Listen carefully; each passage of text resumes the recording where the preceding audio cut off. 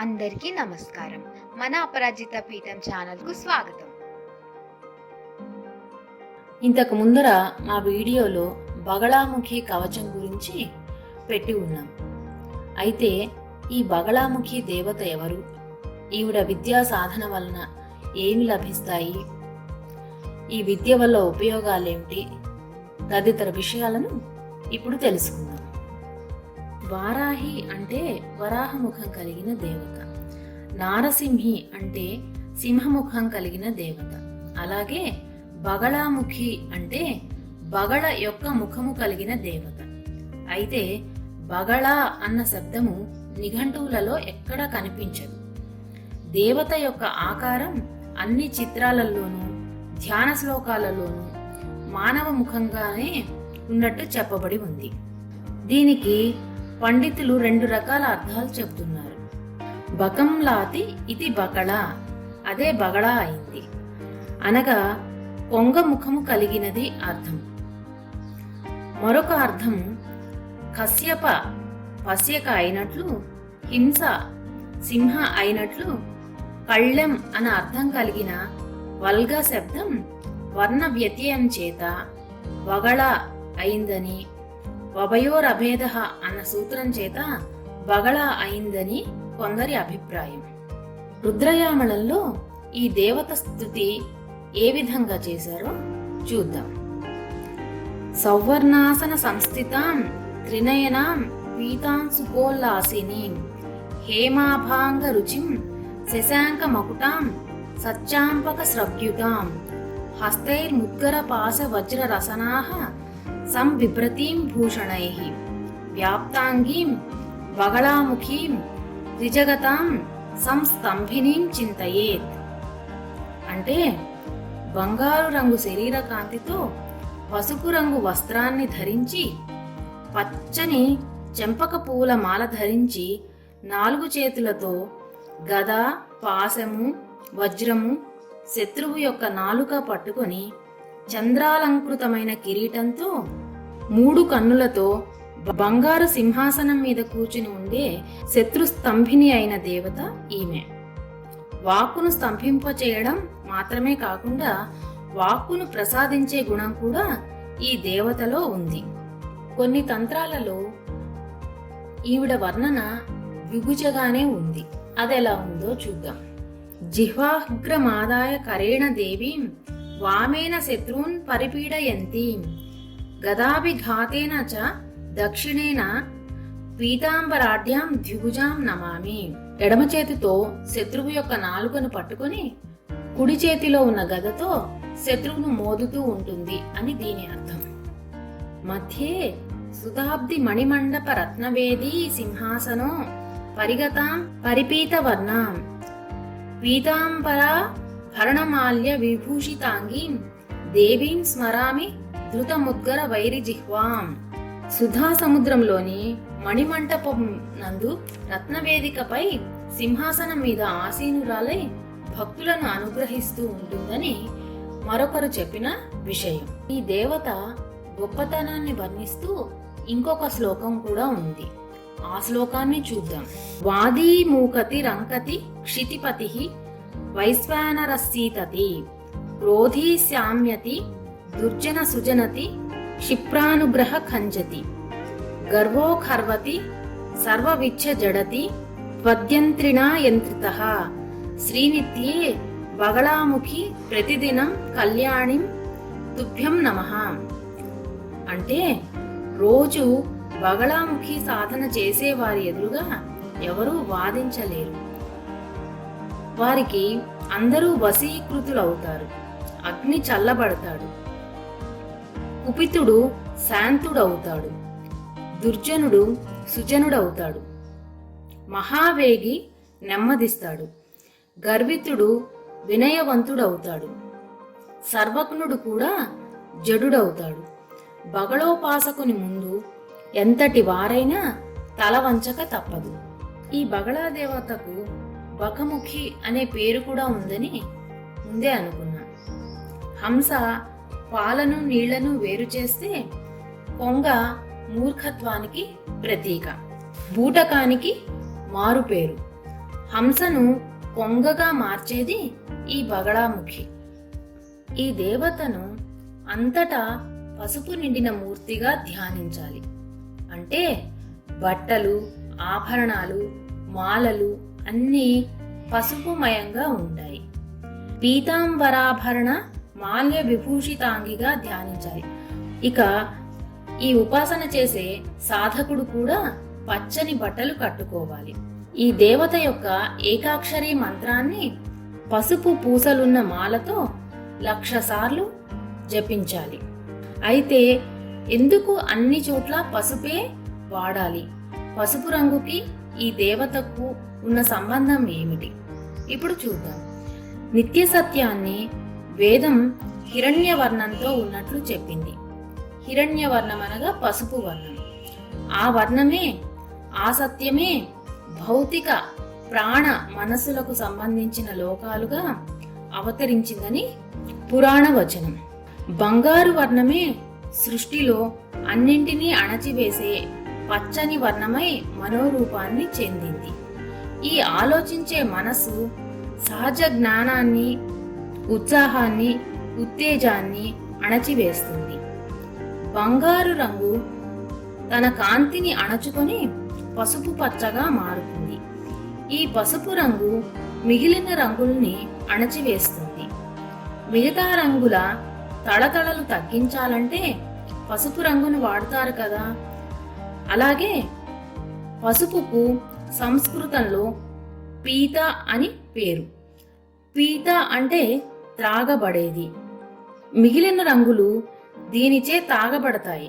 కనుక ఆ రంగుతో బగళాముఖి ఉంటుందని, ఇతరులను స్తంభింపచేసేటప్పుడు ఈ రంగుతోనే ఉండాలని తంత్రాల్లో చెప్పబడి ఉంది. ఇతరులను స్తంభింపచేయడం కోసం త్రిపుర సుందరిని శ్రీచక్రంలో పచ్చని వస్తువులతో ఆరాధించాలని, పచ్చని పువ్వులతో పూజించాలని జ్ఞానార్ణవ తంత్రంలో చెప్పబడి ఉంది. ఈ బగళాముఖియే రాజరాజేశ్వరికి దండనాథ. శత్రువులను అణచివేసే శక్తి. చెలించేవానికి అడ్డుకట్ట వేస్తే ఒత్తిడి ఎక్కువై ఇంకా వేగంగా పనిచేస్తుంది. కదిలే ప్రవాహాన్ని బలవంతంగా ఆపితే దానిలోని సుళ్ళు వేగం మరొక వైపుకు పోవడానికి ప్రయత్నం చేస్తాయి. ఈ బగళాముఖి దేవత ఇక్కడే పనిచేస్తుంది. ఈ సూత్రం ఆధారంగానే హఠయోగ, రాజయోగాలు ప్రవర్తిల్లాయి. హఠయోగంలో ఆసనాలు, ప్రాణాయామం ఉంటుంది. ఇక రాజయోగంలో పైవాటికి తక్కువ ప్రాధాన్యం ఉంటుంది. మన మనస్సు అనేకమైన ఆలోచనల పుట్ట, అసందర్భమైన, అభ్యంతరకరమైన ఊహలకు నిలయం. ఈ చిత్త ప్రవృత్తులను నియమించడమే రాజయోగం. అనేక ఆలోచనల నుండి దూరంగా ఉంచి మనస్సుకు నిశ్చలత్వాన్ని, ప్రశాంతతను ప్రసాదించేదే రాజయోగం. ఈ రాజయోగంలో జరిగే పని గాలిని బంధించడం, వదిలిపెట్టడం కాదు. సద్భావనలను పూరించడం, దుర్భావనలను తోసివేయడం. అలాగే ఆలోచనల పరుగులను స్తంభింపచేయడం. అసలు ఆలోచనలే రాకుండా ముందుగానే కట్టడి చేయడం ఇంకొక విధం. ఆలోచనలను పూర్తిగా తుడిచివేయడం అంటే లోపలికి ఆహ్వానించడం కానీ, బయటకు గెంటివేయడం కానీ కాదు. ఒక విధంగా ఒక భావానికి మరొక భావానికి సంబంధం లేకుండా, వాటికొక సంతత ధార లేకుండా భావ ప్రవాహం సాగుతుంది. ఇక అసందర్భ, అక్రమ, వ్యర్థ భావాలకు అంతే ఉండదు. చిల్లు పెట్టి ఒకే ధార కనిపిస్తున్నట్లుగా ఒకే భావ ప్రవాహం మనలో ప్రవహింపజేసుకోవడమే రాజయోగం అని ఈ విషయాన్ని విద్యారణ్యుల వారు పంచదశలో చెప్పబడి ఉన్నారు. ఇలాంటి స్థిరాసనంలో కూర్చుని ఒకే విషయం మీద మనసు లగ్నం చేసి ధ్యానం చేయడంలోనే బగళాముఖి విద్య పనిచేస్తుంది. ఒక స్థిరాసనంలో కూర్చుని మానసిక వ్యాపారాలకు దూరుడై కుంభకాన్ని అభ్యసిస్తూ బగళ ఏకాక్షర మంత్రాన్ని జపిస్తే సిద్ధి కలుగుతుందని గణపతి మునులు ఉమా సహస్రంలో చెప్పి ఉన్నారు. ఈ బగళాదేవి ఎలా పుట్టింది, ఈవిడ ఉద్భవం ఏమిటి అనే విషయాన్ని గురించి ఒక కథ ఉంది. దీన్ని డాక్టర్ కొమరవోలు వెంకట సుబ్బారావు గారు సేకరించి తన గ్రంథంలో ఈ విధంగా రాసుకొని ఉన్నారు. అధ వక్ష్యామి దేవేసి పగళోత్పత్తి కారణం పురాకృత యుగే దేవి వాతక్షోభ ఉపస్థితే చరాచర వినాశాయ విష్ణుశ్చింతాపరాయణః తపస్యయా చ సంతుష్టా మహాత్రిపురసుందరి హరిద్రాఖ్యాం సర్వో దృష్ట్వా జలక్రీడా పరాయణ మహాపీత హ్రదస్యాంతే సౌరాష్ట్రే బగళాంబిక శ్రీవిద్యా సంభవం తేజో విజృంభతి ఇతస్తతః చతుర్దశి భౌమయుత మకారేణ సమన్విత కులవృక్ష సమాయుక్త వీరరాత్రి ప్రకీర్తిత తస్యామే వార్ధరాత్రౌ తు పీతహ్రద వినాశిని బ్రహ్మాస్త్ర విద్యా సంజాత త్రైలోక్య స్తంభినీ పరా తత్తేజో విష్ణుజం తేజో విద్యాను విద్యయోర్గతం. ఒకానొక సమయంలో కృతయుగంలో దారుణమైన తుఫాను వచ్చింది. దీనికి బాధపడినటువంటి విష్ణుదేవుడు సౌరాష్ట్రంలోని హరిద్రా సరస్సు దగ్గర ధ్యానం చేశాడు. మహాత్రిపుర సుందరి ఆయనకు బక రూపంలో ప్రత్యక్షమైంది. మంగళవారం వీరరాత్రి చతుర్దశి అర్ధరాత్రి ఈమె అవతరించిందని, లోకశాంతిని ప్రసాదించిందని పురాణ వచనం. ఆమెయే బగళాముఖి అనే పేర ఉపాస్య దేవత అయింది. బగళ అంటే బ్రహ్మాస్త్రమని పండితులు వర్ణించారు. బ్రహ్మాస్త్రం బ్రహ్మ విద్యాచ బ్రహ్మమాత సనాతిని బ్రహ్మేసి బ్రహ్మ కైవల్య బగళా బ్రహ్మచారిణి అని చెప్తారు. బగళా సాధన చేసేవారు పసుపు పచ్చని వస్త్రాలు ధరించి పసుపుతో, పసుపు పచ్చని పూలతో దేవతకు పూజలు హోమాలు చేయాలి. అలాగే ఈవిడకు సమర్పించే నైవేద్యం కూడా పులిహోర మొదలైన పసుపు రంగులో ఉండే వస్తువులను మాత్రమే పెట్టాలి. నారాయణ దత్త శ్రీమాలి గారి శిష్యులలో ఒక సాధకుడు ఈ విధంగా బగళా సాధన చేసి వాదనలో విజయం పొందినట్లు వ్రాయబడి ఉంది. చిన్నతనంలో హిమాలయాలలో సంచారం చేస్తూ ఒక కొండ గుహలోని మాంత్రికుడు వాక్స్తంభనం చేయగా శ్రీమాలి దూర్జటి మంత్రం తిరుగు ప్రయోగం చేసి దీనిని నివారింపగా ఆ మాంత్రికుడు ఆశ్చర్యపడి శ్రీమాలి గారిని మెచ్చుకున్నారట. తరువాత కాలంలో బొంబాయిలోని ఒక మంత్రవేత్తతో వాదం వచ్చినప్పుడు అతనికి ముఖస్తంభనం చేశారట శ్రీమాలి. అతడు దానిని తిప్పుకోలేక 3 రోజులు బాధపడి చివరకు క్షమాపణ వేడగా శ్రీమాలి గారు ఆ స్తంభనను తొలగించారని వారి చరిత్రలో రాయబడి ఉంది. క్షుద్ర విద్యలలో కట్టుకట్టడం చాలా రకాలుగా ఉంటుంది. కూచిపూడి భాగవతులు దేశ సంచారం చేస్తూ ప్రదర్శనలు చేసే రోజుల్లో గిట్టని వాళ్ళు ప్రయోగాలు చేసి వారిని ఇబ్బంది పెట్టేవారట. దీని నుంచి తట్టుకోవడం కోసం వీరు మంత్ర విద్యలు నేర్చుకొని రక్షణ చేసుకునేవారట. ఒక గ్రామంలో వీరు ప్రదర్శన ఇస్తున్నారు. రంగస్థలం మీది నటులలో ఒకళ్ళకి వాక్స్తంభనం చేశాడు ప్రేక్షకులలోని ఒక స్థానిక మంత్రవేత్త. దీనికి కారణం ఊళ్ళో గొప్ప మంత్రవేత్తనైన తానుండగా తన దగ్గరకు వచ్చి నమస్కరించి అనుమతి తీసుకోలేదని కోపం. పాపం ఆ నటుడు మాట్లాడబోతే గొంతు పెగలలేదు. అయితే ఆ నాటక సూత్రధారుడు ఒక మంచి మంత్రవేత్త. ఆయన వెంటనే దానికి తిరుగు చేశాడు. నటునికి నోరు విచ్చుకొన్నది, మాట వచ్చింది. ప్రదర్శన పూర్తయింది. ప్రేక్షకులంతా వెళ్ళిపోతున్నారు గాని ఒకతను మాత్రం కూర్చున్న చోటు నుంచి లేవలేకపోతున్నారు. తోటివారు అతనిని లేపుదామని ప్రయత్నించినా శరీరం స్తంభించడమే కాక నేలకు అతుక్కుపోయాడు. పరిస్థితి గ్రహించిన జనం సూత్రధారిని ప్రార్థించారు. అతడు జరిగింది వివరించి నిష్కారణంగా అన్యాయంగా తమకు అపకారం చేసిన వ్యక్తి శిక్షార్హుడని చెప్పి అతనిని నోరు తెరవమన్నాడు. కానీ అతడు నోరు తెరవలేకపోయాడు.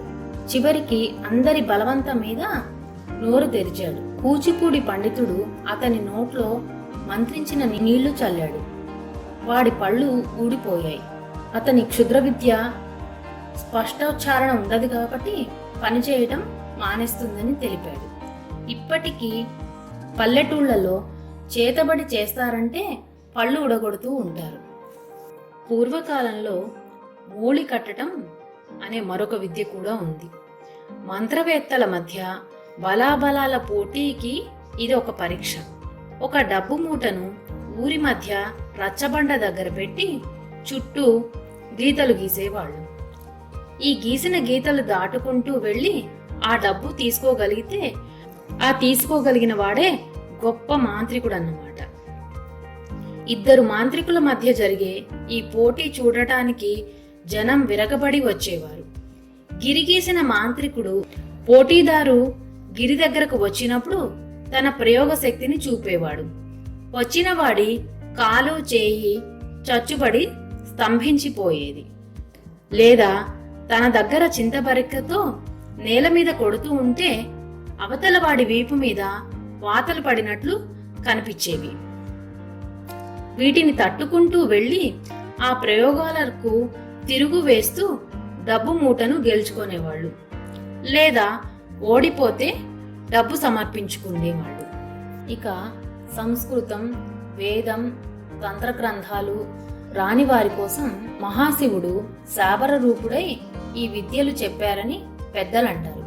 ఇవి చాలా అద్భుతంగా పనిచేయడం చాలా సందర్భాలలో ఎక్కువ మంది గమనించే ఉంటారు.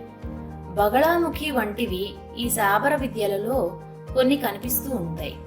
స్తంభన విద్యలలో కార్తవీర్యార్జున మంత్రం కూడా ఒకటి.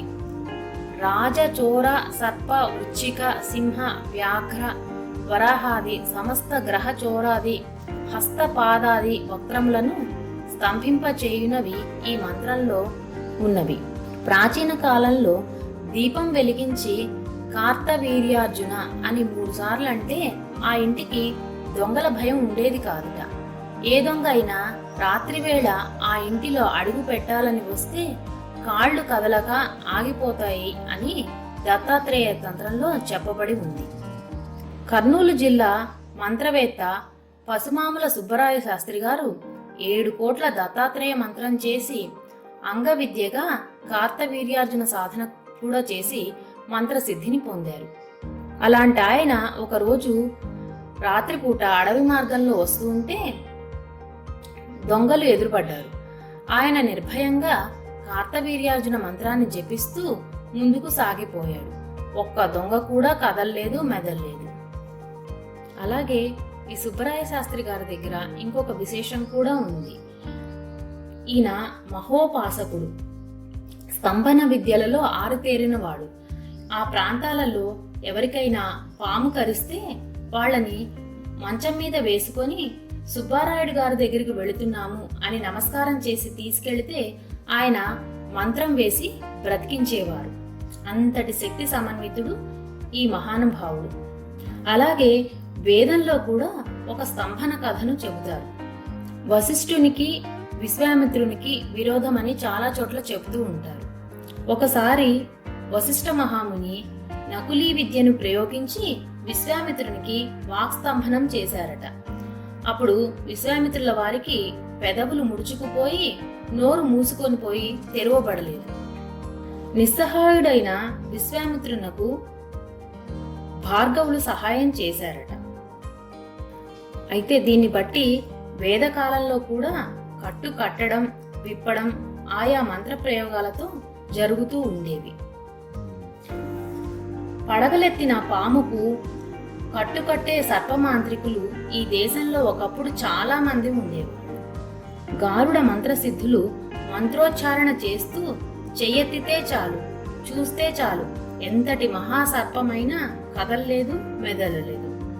20వ శతాబ్దం ప్రథమార్థంలో భారతదేశంలోని సిద్ధులను, యోగులను అన్వేషిస్తూ పాల్ బ్రంటన్ అనే ఒక బ్రిటిష్ పాత్రికేయుడు ఈజిప్ట్లో సంచారం చేస్తూ అక్కడి ఒక మాంత్రికుడి దగ్గర పాముకు కట్టుకట్టే విద్య నేర్చుకున్నాడు.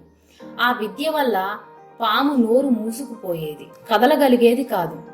అలా కట్టుకట్టి పాములను మెడలో వేసుకొని అతడు ఎన్నో ఫోటోలు తీయించుకొని అవి పేపర్లలో ప్రచురించాడు కూడా. ఒకసారి ఒక పురాతన భూగ్రహంలోకి ప్రవేశించి గుహలాగా ఉన్న దానిలో లోపలికి వెళ్లి తిరిగి వచ్చేటప్పుడు ఒక పెద్ద పాము బుస కొడుతూ దారికి అడ్డంగా నిల్చొని ఉంది. భయభ్రాంతుడైన ఈ పాల్ బ్రంటన్ సర్పబంధన మంత్రాన్ని ప్రయోగించి నెమ్మదిగా బయటికి వచ్చాడు. తర్వాత ఆ దృశ్యాన్ని గూర్చి తన పుస్తకంలో రాస్తూ చాలా భయంకరమైన ఆ స్థితిలో ఎలాగోలా బయటికి రావడం తప్ప మరొక ఆలోచన కలగలేదు. కట్టు కట్టాను, పాము కదలకుండా ఉండిపోయింది, కానీ మళ్ళీ దానికి కట్టు విప్పే మంత్రం ప్రయోగించకుండా హడావిడిగా వచ్చేశాను. ఆ తర్వాత ఆ పాము ఏమైందో ఏమో అని బాధ వ్యక్తం చేస్తూ రాసుకున్నాడు. ఒక ప్రయోజనాన్ని సాధించడానికి ఎన్నో విద్యలుండవచ్చు. స్తంభన విద్యలలో బగళాముఖి శిరోమణి వంటిది. మిగతా విద్యల వలె కాకుండా భౌతిక ప్రయోజనాలకు అతీతమైన అంతఃశత్రు స్తంభన కూడా ఈ దేవత చేయగలదు. కనుక ఇది జీవులను ఉద్ధరింపగలిగిన విద్య. బహిశత్రువులను మాత్రమే కాకుండా లోపలి శత్రువులైన కామ క్రోధాదులను కూడా ఈమె గెలిచి పెడుతుంది. అందుకే గణపతి మునివారు అంతఃశత్రు స్తంభన కామోవా బగళాముఖి ముపాసిత అని చెప్పారు. అందుకే భక్తులు ఈ బగళాముఖి దేవతను ఈ విధంగా కీర్తిస్తారు. మాతర్భంజయ మద్విపక్ష వదనం జిహ్వాంచ సంకీలయ బ్రహ్మీయంత్రయ ముద్రయా సుధిషణ ఉగ్రాంగతిం స్తంభయ శత్రూన్ చూర్ణయ చూర్ణయాసు గదయా గౌరాంగి పీతాంబరే విఘ్నౌగం బగళే హర ప్రణమతాం కారుణ్య పూర్ణే క్షణే. అంటే అమ్మా, నా శత్రువుల ముఖమును భంజింపుము, నాల్కను పీడన చేయుము, గతిని స్తంభింపచేయుము, గదతో పొడి పొడి చేయుము, వినతులైన నీ భక్తుల విఘ్నములను తొలగించుము, దయతో నిండిన కన్నులు కలదానా నన్ను అనుగ్రహింపుము అని దీని భావం. బగళాముఖి సాధన చేసి వివాదములలో వ్యాజ్యములలో గెలిచిన వారు, గెలిపించిన వారు అనేక మంది ఉన్నారు. సర్వ విధములైన భయములను తొలగింపగలిగిన అద్భుతమైన మహావిద్య ఈ బగళాముఖి విద్య. ఈ స్తంభన విద్య గురించి గుర్తాళంలోని మౌనస్వామి గురించి కూడా ఒక విషయం ప్రచారంలో ఉంది. గుర్తాళంలో మౌనస్వామి ఒకరోజు తన ఆశ్రమంలో రాత్రివేళ విశ్రాంతి తీసుకుంటూ ఉండగా ఒక దొంగ లోపలికి వచ్చాడు. స్వామి గుడిలో వెండి బంగారు ఆభరణాలు దొంగిలించాలని వాడి ఆలోచన. ఆలయానికి వచ్చి రహస్యంగా లోపలికి ప్రవేశించడానికి ప్రయత్నిస్తూ ఉన్నాడు. కానీ వాడికి కాళ్ళు చేతులు కదల్లేదు. పక్కనే ఉన్న గోడకు అతుక్కుపోయాడు. తెల్లవారిన తర్వాత చూసిన వారు స్వామికి నివేదించారు. స్వామి రాగానే వాడు క్షమించమని ప్రార్థించాడు. మౌనస్వామి దయతో వాణ్ణి స్తంభనం నుంచి వదిలించాడు. ఆ దొంగ వెళ్లిపోయి అప్పటి నుండి తన పరివారంతో వచ్చి సంవత్సరానికి ఒకసారి కొండదేవతకు కొలువులు చేసే రోజున సిద్ధేశ్వరి పీఠానికి కానుకలు సమర్పించుకునేవాడు. స్వామి యొక్క శక్తి ఏ స్తంభన ప్రభావమో తెలియదు గాని ఇలాంటి అనేకమైన విద్యలు శ్రీ మౌనస్వామి గారి దగ్గర ఉన్నాయి. మరొక్కసారి బ్రహ్మాస్త్ర విద్య అయినటువంటి శ్రీ బగళాముఖి దేవిని ప్రార్థిద్దాం. సవర్ణాసన సంస్థితాం త్రినయనాం పీతాంశుకోల్లాసినీం హేమాభాంగరుచిం శశాంకమకుటాం సచ్చాంపకస్రగ్యుతాం హస్తైర్ముద్గరపాశవజ్రరసనాః సంబిభ్రతీం భూషణైః వ్యాప్తాంగీం బగళాముఖీం త్రిజగతాం స్తంభినీం చింతయేత్.